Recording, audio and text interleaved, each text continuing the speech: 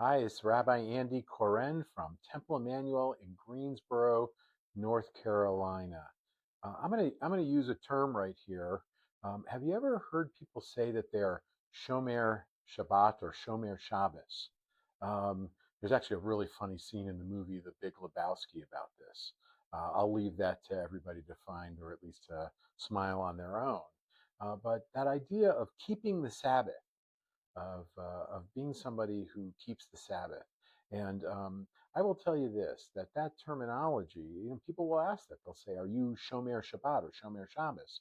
And, I think that they have something in mind that means that you're somebody who follows, the strictest interpretation that comes out of the more traditionalist elements of the Jewish community. And I think that practice is wonderful, but that's not the only way that we can talk about keeping the Sabbath and being sensitive as well as respectful of the Sabbath. This week's Torah portion, Ki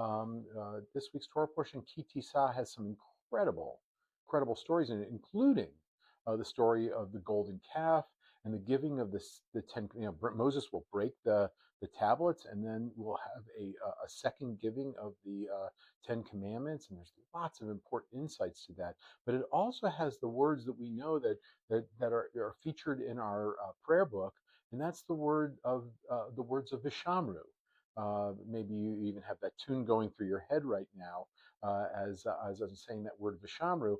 It's that commandment that says that the Jewish people should keep the Sabbath. And I just think that that's really important, that even in this moment, as we're talking about one of the more memorable negative instances in Jewish history, the golden calf incident, nonetheless, we have that commandment there that tells us that what we should do all the time, right? The golden calf incident is a one-time thing. The Sabbath comes around every week, and we should keep it.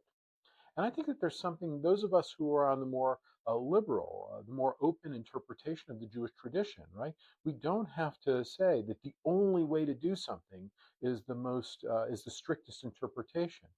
I really want to encourage us each year as we come around to this thing that says that the Jewish people should keep the Sabbath, to lean in on those parts of our tradition that we have. For example, coming to temple. For example, being part of our Torah study on the Sabbath.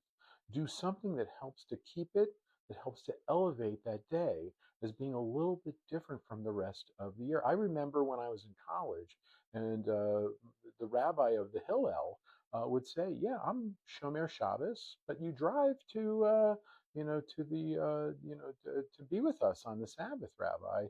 And he says, "Yeah, I know that because I live far away."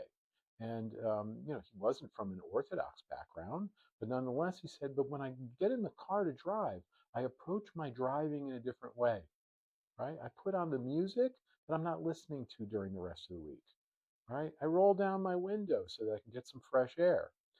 Instead of being upset when someone cuts me off, right? I just have a very different mindset, and I drive differently." In some major metropolitan areas, we might drive aggressively, but on the Sabbath, for those of us that do this, drive in a different way. I just love that type of framing, to be Shomer Shabbos, Shomer Shabbat, right? To be respectful, kind to our tradition, to each other, to the world around us, bringing God into our lives in ways that we might not do during the rest of the week. That's a really high teaching. And so let's take that into this week's Torah portion that features something that we come back to week after week after week, singing about how we should keep the Sabbath, and then doing more than singing, but actually doing it, taking the time for a deep breath, for a recharge of our soul, for making our lives and our spirits even higher. Shabbat Shalom.